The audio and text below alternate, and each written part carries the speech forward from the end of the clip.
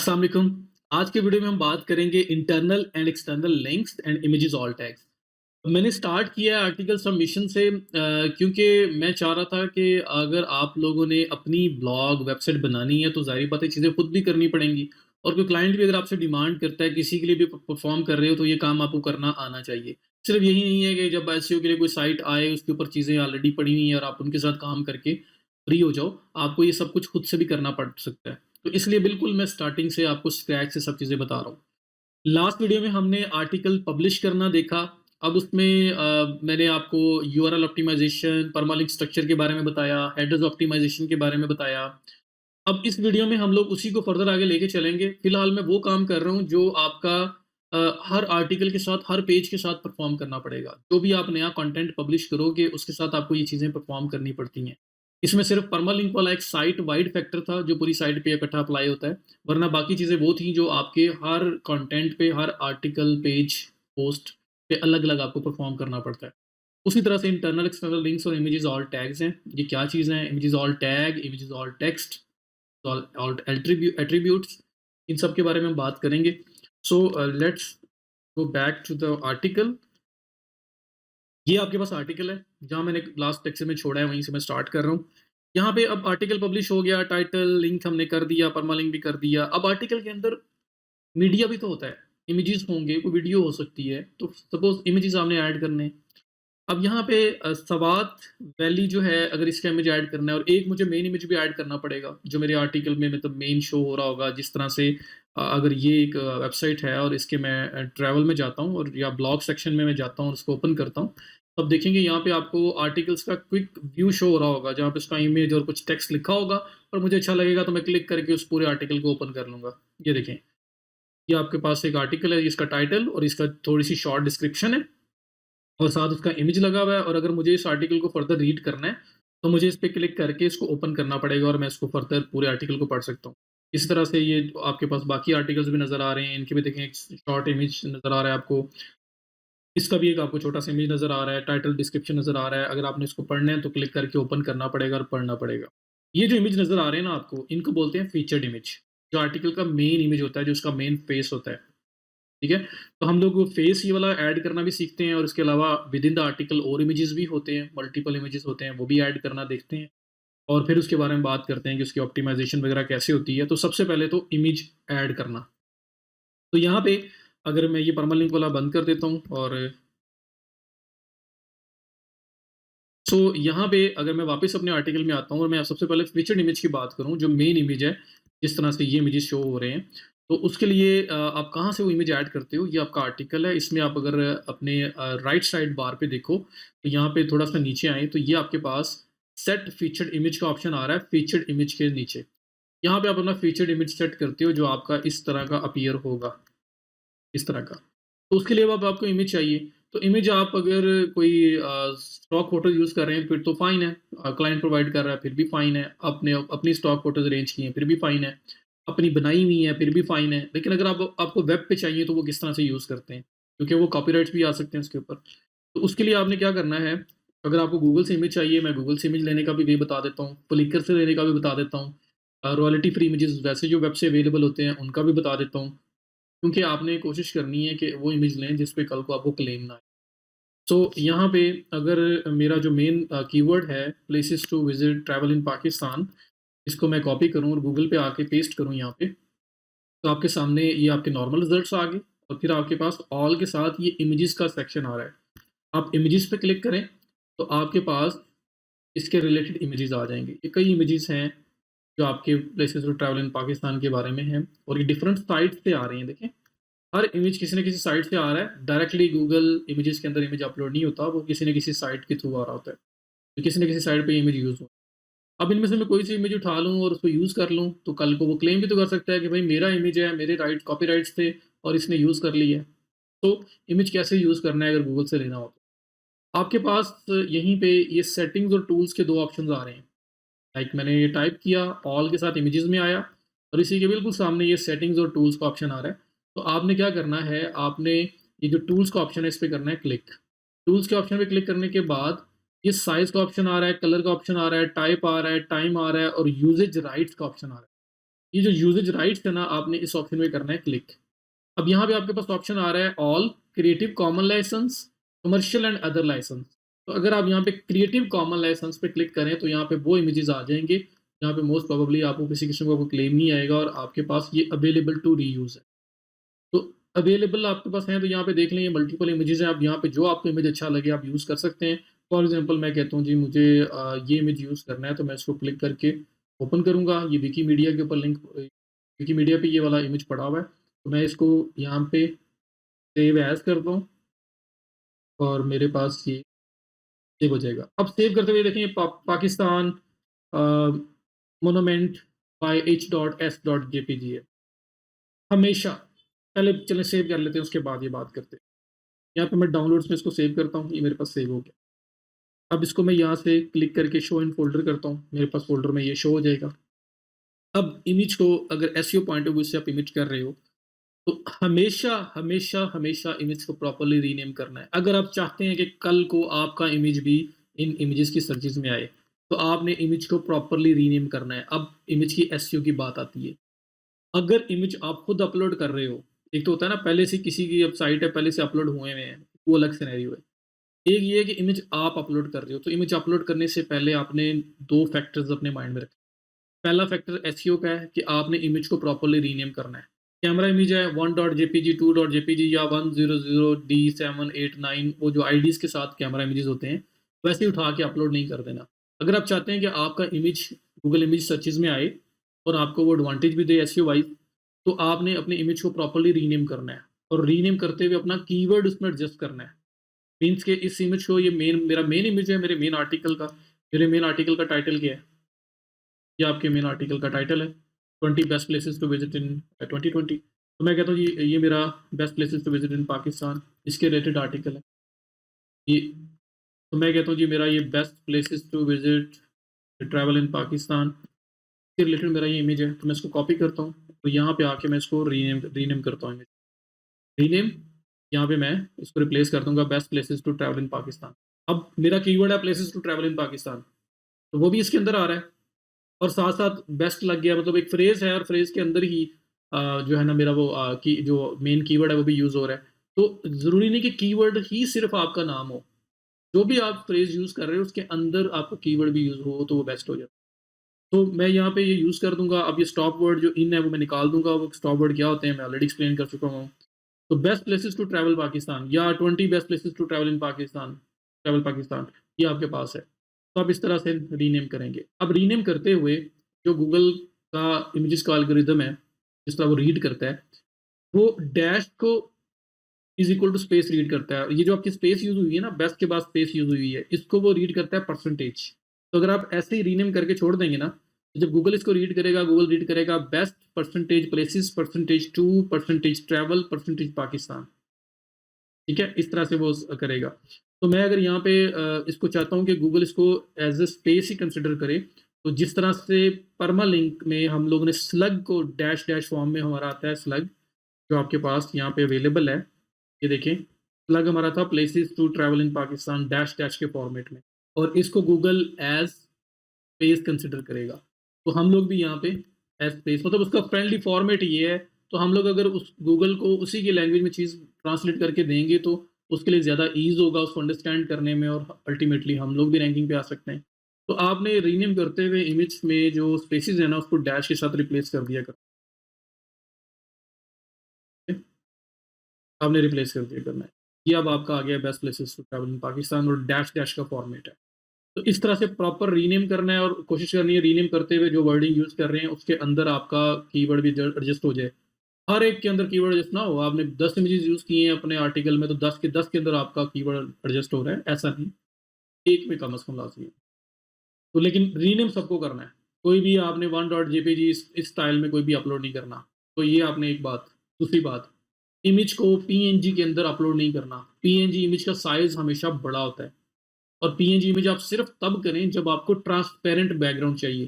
जैसे लोगो होता है वेबसाइट का, उसका बैकग्राउंड ट्रांसपेरेंट चाहिए होता है ताकि वो जहाँ भी लगाएँ सिर्फ लोगो नज़र आए, बैकग्राउंड नज़र ना आए। उसी जो पहले वाला बैकग्राउंड है उसके अंदर ही सिंक्रोनाइज़ हो जाए, ठीक है? तो आपको वहाँ पे पीएनजी यूज़ करना है जहाँ पे आपको ट्रांसपेरेंट बैकग्राउंड चाहिए। अगर आपको ट्रांसपेरेंट बैकग्राउंड नहीं चाहिए, तो फिर आप लोगों ने पीएनजी इमेज यूज़ नहीं करना, वो साइज़ में बहुत बड़ा हो जाता है, तो फाइल साइज़ बड़ा होता है। आपने उसको जेपीईजी में कन्वर्ट कर देना है और फिर उसको यूज़ करना है। तो ये इमेज जेपीईजी में है और 110 केबी का ये इमेज है। मैं आपको अभी एग्ज़ाम्पल देता हूँ, अगर मैं इसको पीएनजी में कन्वर्ट करूँ तो ये किस साइज़ में चला जाएगा। ये इमेज है, मैं इसको करता हूँ ओपन, आप पेंट में ओपन कर लें, कहीं भी ओपन कर लें और उसको सेव एज़ करें और इसको पीएनजी में कन्वर्ट करें। ये इमेज ओपन हो गया, मैं इसको फाइल में जाता हूँ, इसको मैं करता हूँ एक्सपोर्ट। आप सेव एज़ करेंगे विंडोज़ में तो वहाँ पे आपके पास ये ऑप्शन आ जाएगा। मैंने एक्सपोर्ट किया, एक्सपोर्ट करते हुए यहाँ पे यहाँ पे इसको सेलेक्ट कर लेता हूँ पीएनजी एंड मैं इसको कर देता हूँ डाउनलोड्स में ही सेव। तो ये आपका सेम प्लेस पे सेव हुआ है। ये देखिए, ये आपका जेपीजी है, 110 केबी का इमेज है। ये आपका दूसरा इमेज है जो आपने अभी किया है पीएनजी में कन्वर्ट करके। पीएनजी इमेज 878 केबी, तो 110 केबी से 878 केबी पे बात पहुँच गई है। कितने 8 टाइम्स, बल्कि 8 टाइम्स से भी ज़्यादा जो है वो बड़ा इमेज हो गया है। तो रीज़न क्या है? क्वालिटी इसकी भी वही है, उसकी भी वही है, मैं पीएनजी क्यों यूज़ करूँ? तो आपकी जो साइट की स्पीड है ना, उसके ऊपर इमेजेस बहुत ज़्यादा बुरी तरह अफ़ेक्ट करते हैं, अगर आपने उसको प्रॉपर्ली कंट्रोल ना किया हो। सही है? तो यहाँ पे आपने थोड़ा-सा ये केयर करनी है, ताकि बाद में जब स्पीड ऑप्टिमाइज़ेशन की बारी आए, तो आपने पहले से ही, अब खुद अगर आपके कंट्रोल में है, तो आप अच्छी मेजर्स लेके चले हुए हो, तो आपका अल्टीमेटली नेक्स्ट आगे जाके फ़ायदा होगा। सो मैं यहाँ पे अगर इसको, इस इमेज को अपलोड करता हूँ, फीचर्ड इमेज में, set featured image, upload files, select files और यहाँ पे ये जो जेपीजी इमेज है, इसको मैंने सेलेक्ट किया और ओपन कर दिया। अच्छा, यहाँ पे अभी मैंने तो अपलोड कर दी है। अपलोड करने से पहले एक और प्रैक्टिस आपको बताता हूँ। एक तो मैंने पीएनजी से जेपीईजी में कन्वर्ट करना है, अगर मुझे ट्रांसपेरेंट बैकग्राउंड रिक्वायर्ड नहीं है। दूसरा, इमेज को अपलोड करने से पहले ना मज़ीद कंप्रेस कर लेना, उस लेवल तक कि वो कंप्रेस भी हो जाए लेकिन उसकी क्वालिटी भी खराब ना हो। वो कैसे होता है? आप लोग डिफरेंट आपके कंप्रेशन टूल्स हैं, मैं बताता हूँ आपको, tinypng.com। आप tinypng.com पे आएँ और अगर आप इमेज अपलोड कर रहे हैं, तो जो इमेज आपका फाइनलाइज़ है, आप अपलोड होने वाला है, उसको अपलोड करने से पहले टाइनी पीएनजी में एक बार सिर्फ़ उसको अपलोड करके उसको कंप्रेस कर लें। वो कंप्रेशन उस लेवल तक करेगा कि आपकी जो पिक्चर की क्वालिटी है वो ख़राब ना हो, और उसके बाद फिर आप अपलोड करें तो ये जो 110 केबी है, ये इससे भी छोटा इमेज हो जाएगा। इसमें से 50-60 केबी पे चला जाएगा। तो ये केबीज़ भी बहुत ज़्यादा मैटर करती हैं जब आपकी इस वेबसाइट की स्पीड की बारी आती है। क्योंकि आपकी एक पेज के ऊपर कितने इमेजेस हैं, टेक्स्ट है, एचटीएमएल है, सीएसएस है, वो सारी मिल के उस पेज का पूरा साइज़ बन रहा है। तो वो जितना लाइट होगा उतना जल्दी आप लोग जो है ना, आपकी साइट ओपन हुआ करेगी, आपकी स्पीड के ऊपर इफ़ेक्ट नहीं होगा, आपकी स्पीड अच्छी होगी। तो ये टाइनी पीएनजी मैंने ओपन कर लिया। इसमें यहाँ पे क्लिक करेंगे आप और अपलोड करेंगे, ये इमेज जेपीजी है, तो मैंने ओपन किया, 110.1 केबी का इमेज है, ये कंप्रेसिंग कर रहा है। जैसे ही अपलोड किया ऑटोमेटिकली कंप्रेशन स्टार्ट हो जाएगी और ये अभी मुझे मुझे कंप्रेस करके इसका एक साइज़ देगा, जो इसमें मुझे 50%, 60%, 40% सेमिंग करके देगा और उसमें क्वालिटी भी आपकी इमेज की ख़राब नहीं हो, लेवल तक आपको कंप्रेशन करेगा।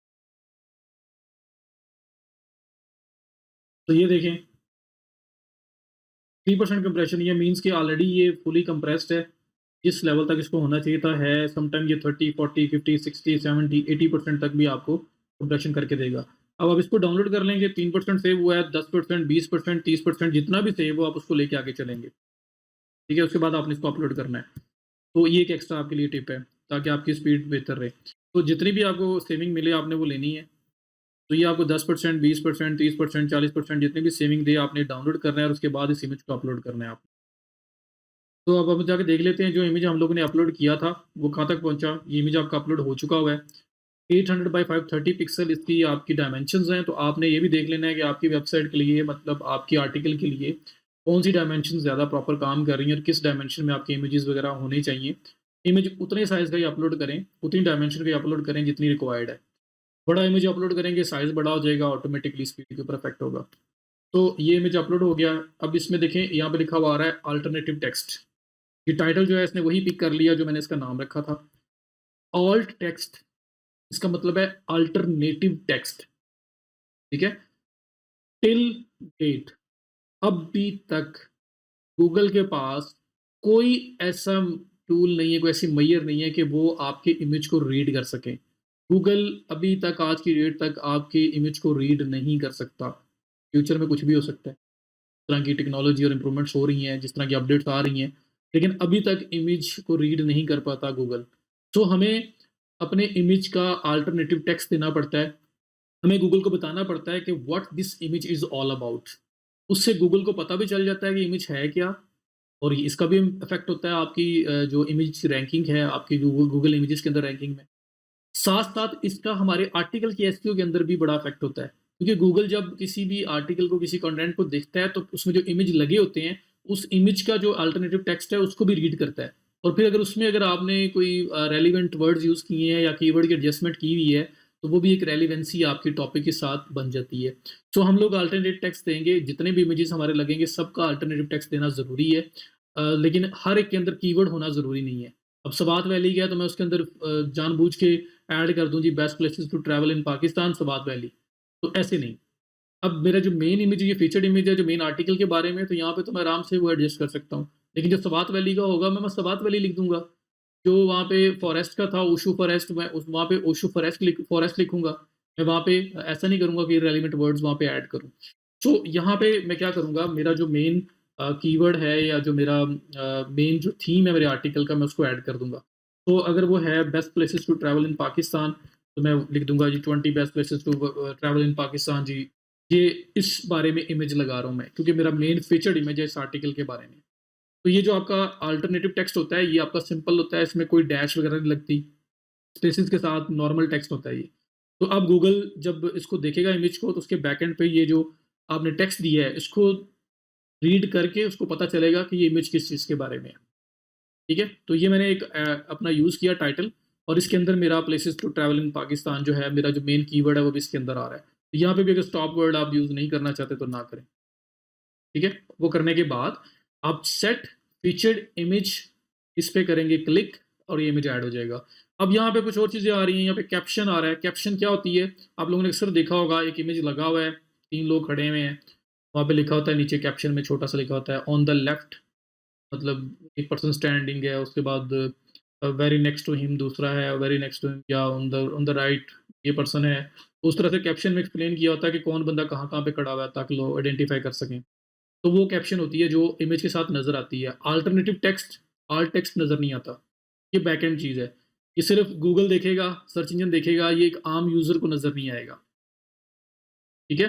तो जो आपका इमेज ऑल्ट टैग है, ये बैकएंड, और जो कैप्शन है, जो फ्रंट पे आप दिखाना चाहते हो। डिस्क्रिप्शन, इमेज के बारे में अगर आप उसकी अच्छी एसईओ इमेज की करना चाहते हो, तो आप डिस्क्रिप्शन भी ऐड कर सकते हैं, जिसमें आप उसकी इमेज के बारे में बता सकते हैं, और उसमें आपका ये कीवर्ड भी यूज़ हो रहा है, तो उसमें भी आपको हेल्प मिलती है। लेकिन सबसे इम्पोर्टेंट चीज़ आपका अल्टरनेटिव टेक्स्ट है, और कैप्शन डिपेंड करता है आपके ऊपर, इसमें एसईओ की वैल्यू नहीं है, ये आप पे डिपेंड करता है कि आपको किसी इमेज को एक्सप्लेन करने के लिए कैप्शन रिक्वायर्ड है या नहीं है।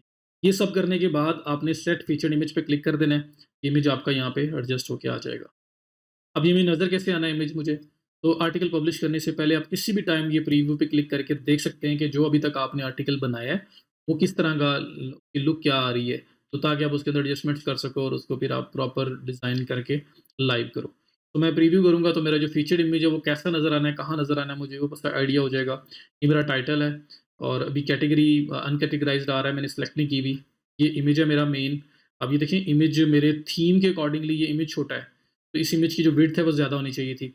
तो मैं इस हिसाब से इमेज अपलोड करूँगा। तो ये इमेज आ गया आपका, उसके बाद ये आपके नीचे जो बॉडी टेक्स्ट है, वो आ रहा है, उसमें जो हेडर्स लगे हुए हैं, वो सब यहाँ पे आपको नज़र आ रहे हैं।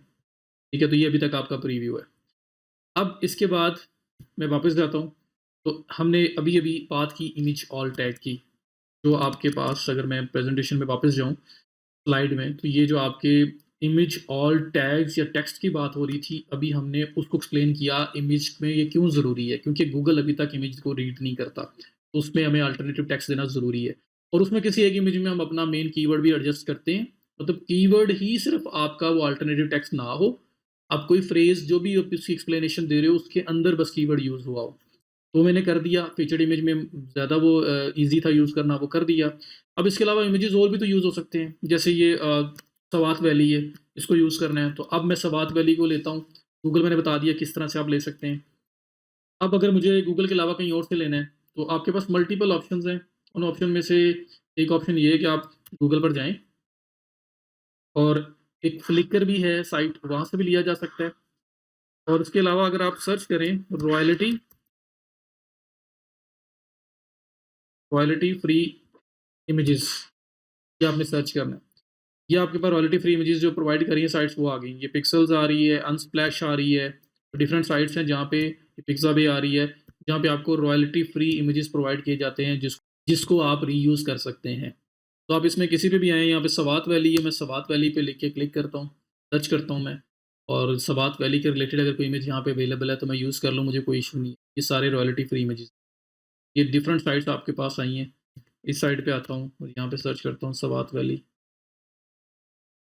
ये आपके पास सवात वैली के रिलेटेड इमेजेस आ जाएँगे। ये देखें, इमेजेस आ रहे हैं। इनमें से कोई सा इमेज भी आप यूज़ कर सकते हो। तो मैं यहाँ पे देखता हूँ कि मुझे यहाँ पे ये इमेज यूज़ करना है, तो क्लिक करता हूँ। इमेज आपके सामने आ गया। अब इसमें ये देखें डाउनलोड फ्री, और यहाँ 7 ऑप्शन आ रहे हैं, स्मॉल, मीडियम, लार्ज, किस साइज़ में आपको डाउनलोड करना है। तो मैं कहता हूँ जी मुझे मीडियम साइज़ 1920 बाय 883। तो आपने अपने जो अपना आपकी ब्लॉग है ना, जो आपका आर्टिकल, जो आपकी मेन वेबसाइट है, उसके लिए जो इमेजेस के साइज़ेज़ हैं ना, जो मतलब मेन आपके लैंडस्केप इमेज बड़े इमेजेस हैं, वो आप लोगों ने एक बार देख लेने हैं कि कौन-सा वाला बेस्ट वहाँ पे सूट कर रहा है, और फिर आपने वही फ़ॉलो करना है। ताकि ये ना हो कोई इमेज बड़ा नज़र आ रहा है, कोई छोटा नज़र आ रहा है। हाँ, और टेक्स्ट के लेफ्ट पे, राइट पे छोटे इमेज शो करवाने हो तो वो अलग बात, मैं आपको वो भी बता दूँगा। ये इमेज मैंने अपलोड की है, अब इसको मैं शो इन फ़ोल्डर कर रहा हूँ, तो ये फैसल अरशद अ, और अनस्प्लैश वगैरह ये लिखा हुआ आ रहा है। अब ये इमेज है स्वात वैली का, तो मैं सिंपल इसको भी रीनेम करूँगा। यहाँ पे मैंने इसको रीनेम किया, ख़त्म किया स्वात वैली में अब मैं डैश करूँगा, ये हो गया। 451 केबी का इमेज है, और ये इमेज का जो डायमेंशन है 1920 बाय 883 है। मेरा नहीं ख़्याल मुझे इतना बड़ा इमेज रिक्वायर्ड है। तो आप इस इमेज को रीसाइज़ भी कर सकते हैं एज़ पर योर साइट, और फिर अपलोड करें ताकि लोड कम पड़े। तो रीसाइज़ करना मेरे पेज से भी हो सकता है, कहीं से भी रीसाइज़ किया जा। दूसरी चीज़, टाइनी पीएनजी पे आएँ, उसको अपलोड करें, उसका साइज़ कम करें और फिर अपलोड करें। तो मैं ये चीज़ें नहीं कर रहा, बट मैंने एक करके दिखा दी आपको। अब आप लोगों ने इसको अडॉप्ट करना है, ये ज़रूरी है ये चीज़। सो मैं स्ट्रेट अवे अपनी वेबसाइट पे जाता हूँ, और सवात वैली का मुझे इमेज अपलोड करना है, तो सवात वैली के बाद मैं एंटर करता हूँ, सवात वैली के बिल्कुल नीचे इमेज आएगा, और उसके बाद उसका टेक्स्ट स्टार्ट होगा। तो जिस प्लेस पे ऐड करना है, उस प्लेस पे क्लिक करें, और उसके बाद ये ऊपर आप देखें पैराग्राफ, जहाँ पे आप अपने हेडर्स असाइन करते रहे, इसके ऊपर ये ऐड मीडिया का ऑप्शन आ रहा है। अब इस पे क्लिक करेंगे। ऐड मीडिया पे गया, ये मीडिया लाइब्रेरी में लेके आया, जहाँ पे पहले से जो अपलोडेड इमेजेस हैं वो नज़र आ रहे हैं, और ये इमेज मैंने जो अपलोड किया था, फीचर्ड इमेज, ये आपके पास यहाँ पड़ा हुआ है। अगर मुझे न्यू इमेज करना है तो मैं अपलोड फाइल्स पे जाऊँगा, सेलेक्ट फाइल्स पे जाऊँगा, और यहाँ पे ये सवात वाली इमेज पड़ा है, इसको उठा के ओपन कर दूँगा। तो ये इमेज आपका यहाँ पे अपलोड होके आ जाएगा। अब इसका भी अल्टरनेटिव टेक्स्ट मुझे देना है, लाइक सवात वैली, सिंपल ये भी दे सकता हूँ, जो इस इमेज को एक्सप्लेन करे। तो ये सवात वैली का इमेज है, तो सवात वैली के बारे में बता दूँगा। अगर मुझे पता है उस लोकेशन का एग्ज़ैक्ट, तो मैं सवात वैली और उस लोकेशन का वहाँ पे ऐड कर सकता हूँ। तो मैं सवात वैली यहाँ पे लिख देता हूँ, और कैप्शन में कुछ रिक्वायर्ड है तो दे सकते हैं, वरना आप यहाँ पे इंसर्ट इनटू द पोस्ट करेंगे, और ये आपके पास ऐड होके आ गया। अब बहुत स्मॉल इमेज आ रहा है, तो यहाँ पे क्लिक करें, और अब जो अगर ऑलरेडी अपलोडेड इमेज हो तो उसको एडिट कैसे करते हैं, आपको वो भी यहाँ बता रहा हूँ। और ये इमेज का साइज़ जो बहुत छोटा है, इसको भी हम एडजस्ट कर लेते हैं। तो आप इस इमेज पे आएँ, ये पेंसिल आइकन बना हुआ आ रहा है, तो ऑलरेडी अपलोडेड इमेज को भी ऐसे डील करते हैं।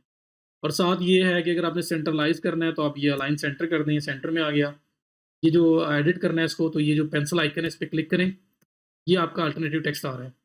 तो जो पहले अल्टरनेटिव टेक्स्ट था, वो ऑल टेक्स्ट लिखा हुआ आता था अपलोड करते हुए, वो भी आपने देख लिया, और अगर इमेज ऑलरेडी अपलोडेड हो तो उसको इस पेंसिल आइकन पे क्लिक करके आप ऐसे एडिट करते होते हैं, और यहाँ पे अल्टरनेटिव टेक्स्ट आता होता है।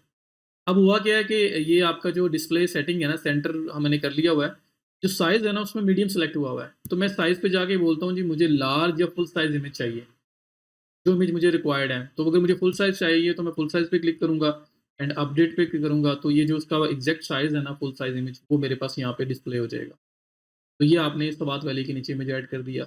अब इस इमेज को देखना है ये कैसा शो हो रहा है, तो यहाँ पे प्रीव्यू पे क्लिक करें, और दोबारा से आपका ये रिफ्रेश होगा प्रीव्यू, और ये जो आपका फीचर्ड इमेज है, और उसके बाद जो सवात वैली का इमेज है वो भी आपको नज़र आएगा। सो ये देखें, ये आपके पास सवात वैली का इमेज आ गया। इस इमेज का साइज़ ठीक है, बल्कि बड़ा है ज़्यादा, ये आपका 1000 बाय 600 तक काफ़ी होगा। तो सवात वैली ये आपके पास नज़र आ गया, ठीक है? तो इस तरह से आप इमेजेस ऐड करते हो और इमेजेस का अल्टरनेटिव टेक्स्ट लगाना ज़रूरी है। तो इस तरह जहाँ-जहाँ इमेज ऐड करना आप कर सकते हैं।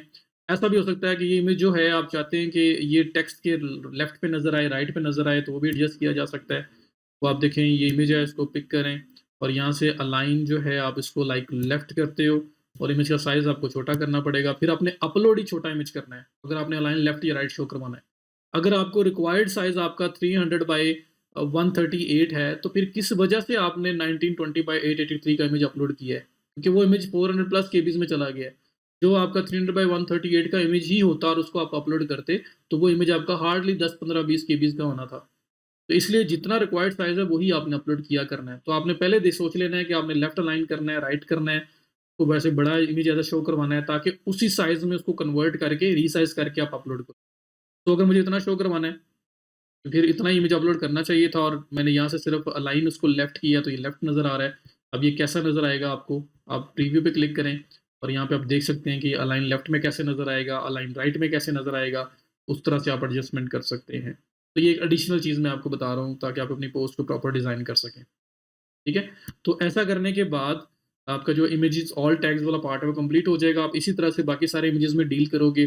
कैप्शन लगानी होगी तो कैप्शन भी ऐसी लगेगी, लाइक इस इमेज पे कैप्शन लगानी है तो क्लिक करें, एडिट करें और यहाँ पे कैप्शन में लाइक टेस्ट कैप्शन, ये मैं टेस्ट लिख के अपडेट करता हूँ, तो आपकी इमेज के नीचे ये टेस्ट लिखा हुआ आ रहा है।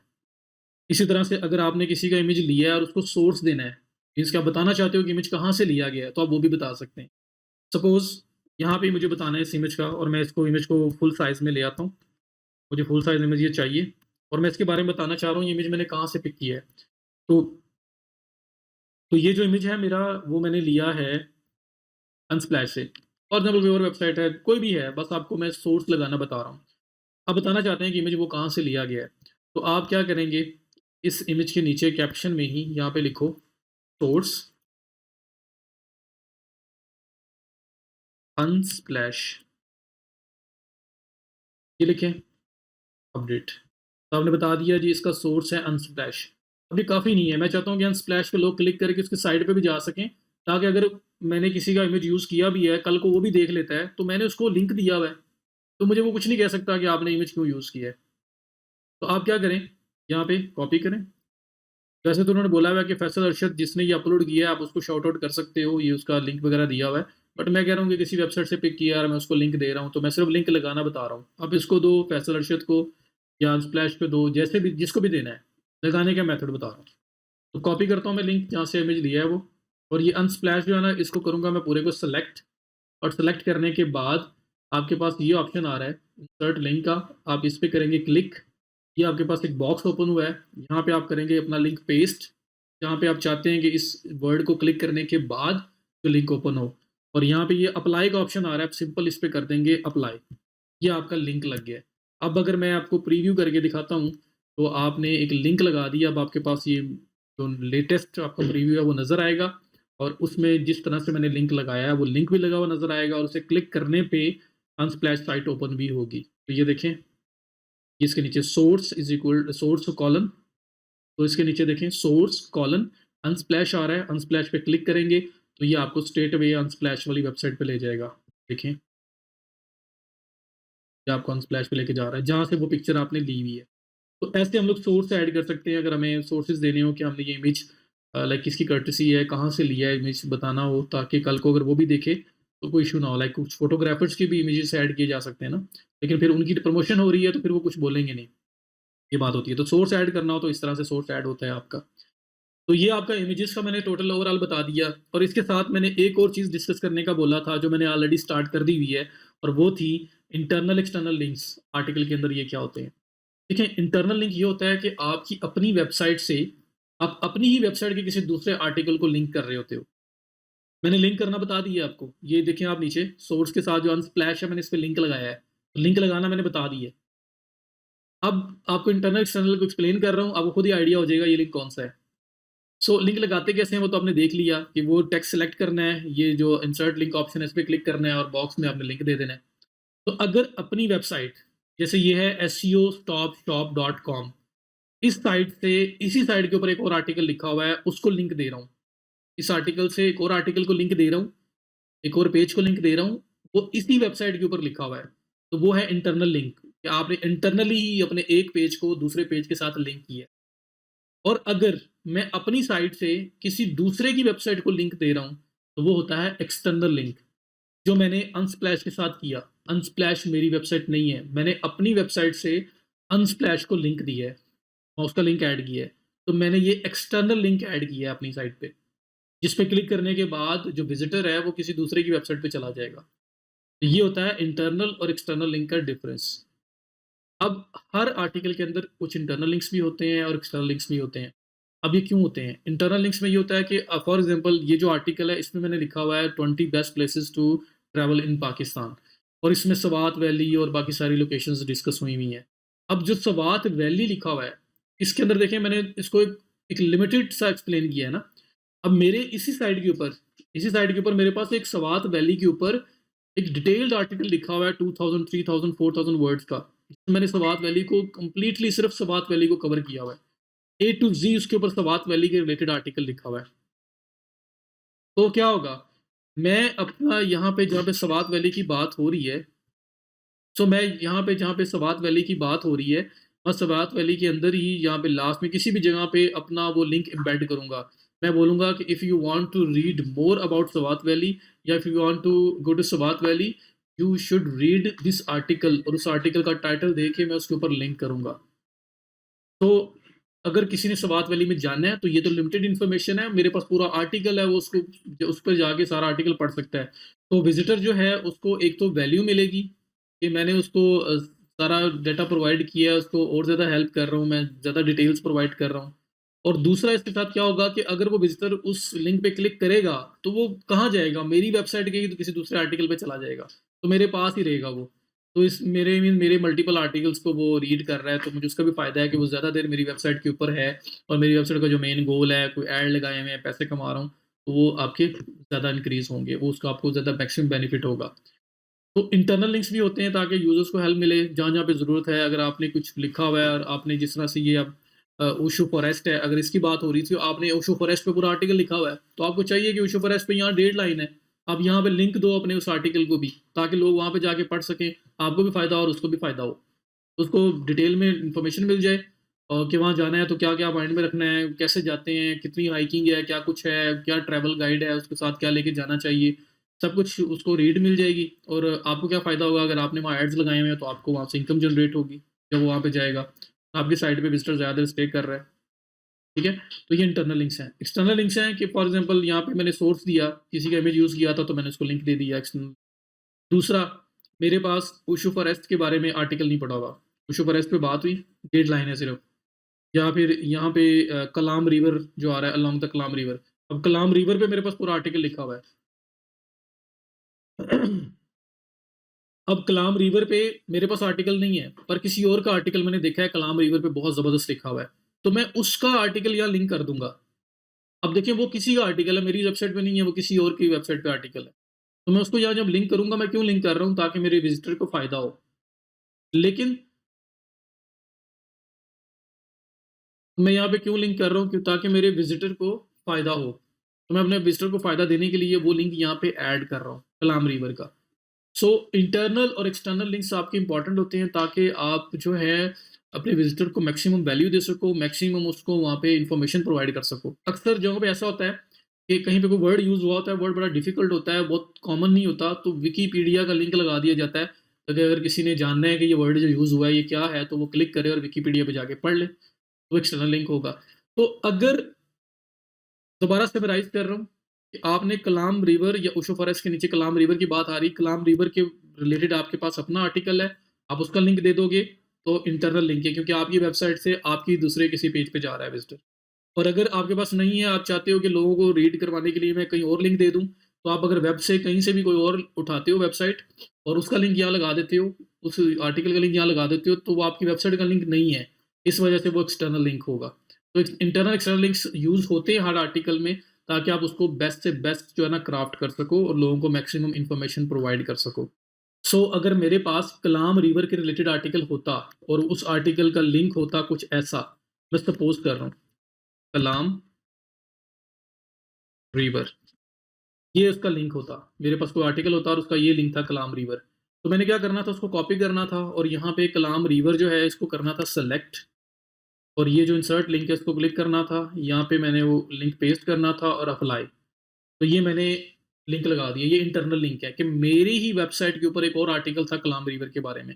मैंने मैंने उसको यहाँ पे एम्बेड कर दिया। ये इंटरनल लिंक है। और एक्सटर्नल लिंक क्या है? ये जो आपने सोर्स में किया अनस्प्लैश, कि आपके पास आर्टिकल नहीं था कलाम रिवर का, आपने गूगल पे जाके सर्च किया कलाम रिवर, मल्टीपल आर्टिकल्स आ गए, कोई भी एक उठाया और उसको लिंक कर दिया। तो वो था एक्सटर्नल लिंक। तो ये इंटरनल एक्सटर्नल लिंक्स क्यों ज़रूरी हैं? क्योंकि आप लोग मैक्सिमम इन्फॉर्मेशन अपने विजिटर को देना चाहते हो, तो आप इनको यूज़ कर रहे होते हो। हर आर्टिकल के अंदर यूज़ होते हैं, रिकमेंडेड भी हैं। ये नहीं कि सर आप सिर्फ अपनी बात की जा रहे हो, क्योंकि आप विजिटर को चाहते हो कि मैक्सिमम से मैक्सिमम इन्फॉर्मेशन मिले। इंटरनल लिंक हम ज़्यादा यूज़ करते हैं, अगर हमने कवर किया हो चीज़ों को, हम उसको ज़्यादा ज़्यादा यूज़ करते हैं, ताकि लोग जो हैं हमारी साइट के ऊपर ज़्यादा से ज़्यादा स्टे करें, हमारे डिफरेंट आर्टिकल्स के अंदर मूव करते रहें। और जितनी देर ज़्यादा विजिटर स्टे करता है, मीन्स अच्छा यूज़र एक्सपीरियंस प्रोवाइड कर रहे हैं आप उसको, आपका अल्टीमेटली रैंकिंग भी बेटर होगी, इनकम भी बेटर होगी, सब कुछ बेटर होगा। सो ये इंटरनल लिंक लगाया मैंने कलाम रिवर का, कि अपनी ही साइट के किसी दूसरे पेज को लिंक दे दिया। एक्सटर्नल जो है आपके पास अनस्प्लैश की एग्जांपल है। दोनों लगाने का मेथड सेम था, वो भी ऐसे ही लगाया, ये भी ऐसे ही लगाया। सिर्फ एक चीज़ का डिफरेंस है, इंटरनल एक्सटर्नल लिंक खत्म हो गए, ये यही बात थी, कॉन्सेप्ट खत्म है। लेकिन अब इंटरनल लिंक है, अब क्या हुआ, मैं ये इसको प्रीव्यू करता हूँ, ये आपके पास आर्टिकल आ जाता है। मैं आपको एग्जांपल दे रहा हूँ। कलाम रिवर जो है वो आपकी ही वेबसाइट का कोई दूसरा पेज है, ठीक है? तो अगर आपके पास कोई इस आर्टिकल पे आता है और इस आर्टिकल पे आने के बाद वो जो कलाम रिवर का लिंक लगा हुआ है, वो उस पे जाके वहाँ पे कलाम रिवर पे कर देता है क्लिक। ये आपके पास है कलाम रिवर, इस पे करता है क्लिक। अब देखें सेम टैब के अंदर लोडिंग हुई और नया पेज ओपन हो जाएगा। ये पेज नॉट फाउंड इसलिए आएगा क्योंकि हमारे पास तो अभी तक पेज है ही नहीं ना, मैंने तो सपोज किया हुआ है। पर जब कोई कलाम रिवर पे क्लिक करेगा, आपकी वेबसाइट के दूसरे पेज पे चला जाएगा। तो ये आपने कंफ्यूज नहीं होना कि ये तो एरर दे रहा है। एरर इसलिए दे रहा है कि मैंने सपोज किया था कि मेरा पेज है, एक है कलाम रिवर का, असल में नहीं है। तो अगर है तो क्या होगा कि कलाम रिवर का पेज ओपन हो जाएगा, जो आपकी वेबसाइट का कोई दूसरा पेज है, तो सेम टैब के अंदर ही लोड हुआ और नया पेज ओपन हो, कोई मसला नहीं। मेरी वेबसाइट है ना, विजिटर छोड़ के तो नहीं गया मेरी वेबसाइट, तो सेम टाइम में लोड हुआ है तो खैर है। लेकिन अगर एक्सटर्नल लिंक है, किसी और की वेबसाइट को जा रहा है, जैसे अनस्प्लैश मेरे पास यहाँ पड़ा हुआ है, और अनस्प्लैश पे कोई क्लिक करता है और सेम टैब में ही लोडिंग होती है और वो अनस्प्लैश ओपन हो जाता है, तो क्या हुआ, मैंने अपने पाँव के ऊपर खुद कुल्हाड़ी मार दी। मैंने अपना विजिटर किसी और को दे दिया, मेरी साइट छोड़ के जा चुका है। वो मैंने बहुत बड़ी गलती कर दी।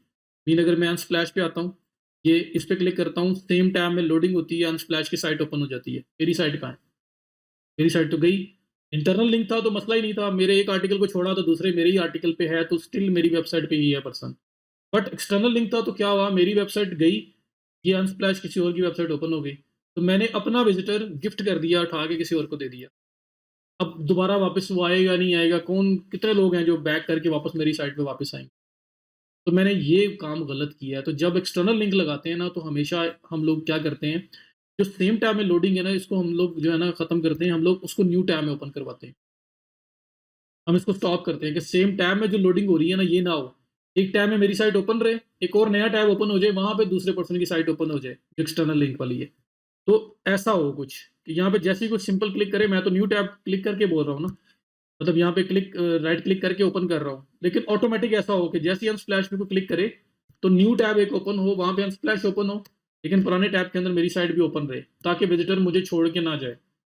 तो ये एक्सटर्नल लिंक के केस में कि एडिशनल काम आपने करना होता है कि आप लोग ये मेक श्योर करते हो कि जब कोई पर्सन लिंक पे क्लिक करेगा, तो वो लिंक न्यू टाइम में ओपन होगा, सेम टाइम में ओपन नहीं होगा, क्योंकि सेम टाइम में ओपन हो गया तो विजिटर आपको छोड़ के चला जाएगा, आपकी साइट को लीव कर जाएगा, जो बहुत बुरा है आपके लिए।